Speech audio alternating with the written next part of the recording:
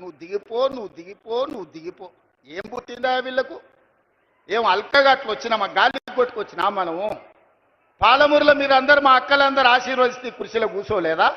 ఏం అడుక్కుంటూ వచ్చిందా? నీలాకగినా ఏమన్నా పోయి అడుక్కుంటే కాదు, నిలబడి బరి గీసి గీత గీసి కొట్లాడి ఈ కుర్చీలో వీళ్ళందరూ కూర్చున్నారు. ఎవ్వరికి కూడా ఊకే రాలే. శంకర్, ఈర్లపల్లి శంకర్ బట్టలు ఉతికే జాతి ఇవాళ ఎమ్మెల్యే వేదిక మీద కూర్చున్నాడు. చేపలు పట్టుకునే శ్రీహరి ఈరోజు మంత్రి అయిండు. పార్లమెంట్ ఎన్నికలప్పుడు మక్తలు ఒక మాట చెప్పిన, పార్లమెంట్ ఎన్నికల తర్వాత తప్పకుండా ముదిరాజు బిడ్డను మంత్రిని చేస్తామని ఇచ్చిన మాట ప్రకారం ఇవాళ ముదిరాజు బిడ్డ మంత్రి ఈ వేదిక మీద ఉన్నాడు. పాలమూరు జిల్లా నుంచి. పాలమూరు అధికారం లేకపోతే ఇవాళ పాలమూరు బిడ్డ మొదటిసారి ఎమ్మెల్యే మంత్రి అవుతుండేనా? ఇవాళ మీరు ఆలోచన చేయండి.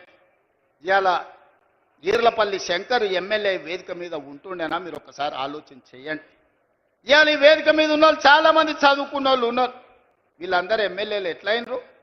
ప్రజాపాలన కాంగ్రెస్ పార్టీ మీ ఆశీర్వాదంతో అయ్యిండ్రు. అందుకే ఇవాళ వాళ్ళు అంటున్నారు ఎవరికి ఏమి జరగలేదని. నేను చెప్పదలుచుకున్న 5 నిమిషాలు. ఇవాళ రైతులను తీసుకుందాం. రైతులకు 24 గంటల ఉచిత కరెంటు వస్తుందా లేదా సోదరులారా? మీరు చెప్పండి గుండెల మీద చేసుకొని.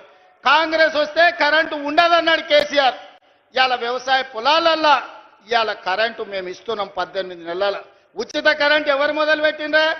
ఆనాడు 2004 ఎల్పీ స్టేడియంలో రాజశేఖర్ రెడ్డి గారు మొట్టమొదటి సంతకం శిలా శాసనంగా సోనియా గాంధీ గారి సమక్షంలో ఆనాడు రైతులకు ఉచిత కరెంటు ఇస్తామని చెప్పి సంతకం పెట్టి 1300 కోట్ల రూపాయల బిల్లులు, అక్రమ కేసులు రైతుల మీద ఉంటే అన్నిటిని రద్దు చేసింది కాంగ్రెస్ పార్టీ కాదా?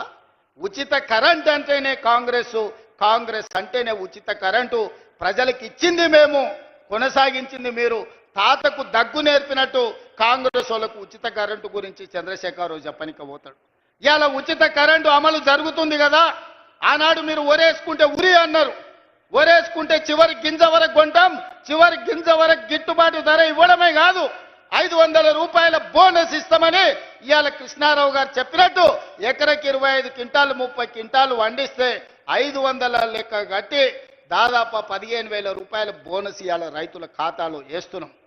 ఈ దేశంలోనే ఒక్క సంవత్సరంలో 2,85,00,000 మెట్రిక్ టన్నులు ఇవాళ ఒట్లు పండించి దేశంలోనే నెంబర్ 1 వరి పండించడంలో తెలంగాణ ఉంటే 500 రూపాయల బోనస్ ఇచ్చి ఇవాళ మేము కొనుక్కుంటున్నాం.